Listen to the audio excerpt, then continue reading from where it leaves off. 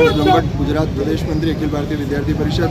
NEET UG 2026ની જે પરીક્ષા છે એનું પેપર લીક થવાને કારણે પરીક્ષા કેન્સલ કરવાનો જે નિર્ણય છે એના વિરોધમાં આજે ગુજરાત યુનિવર્સિટી કર્ણાવતી અમદાવાદ ખાતે વિદ્યાર્થી પરિષદના કાર્યકર્તાઓ મોટી સંખ્યામાં વિરોધ પ્રદર્શન કરી રહ્યા છે.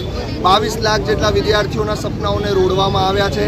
ત્યારે આ પરીક્ષાનું પેપર લીક કરવામાં જે લોકો દોષિત છે એ લોકોને કાયદાકીય પગલાં એમની ઉપર લેવામાં આવે અને સાથે જ એમના નામ અને એમની ઇન્ફોર્મેશન છે એ પબ્લિક ડોમેનમાં મૂકવામાં આવે એવી મારી માંગ છે. સાથે જ નેશનલ ટેસ્ટિંગ એજન્સી NTAના ડાયરેક્ટરે પણ સ્વાભાવિકપણે નૈતિકતાના ધોરણે પોતે રાજીનામું આપવું જોઈએ એવી પણ વિદ્યાર્થી પરિષદ માંગ કરી હતી.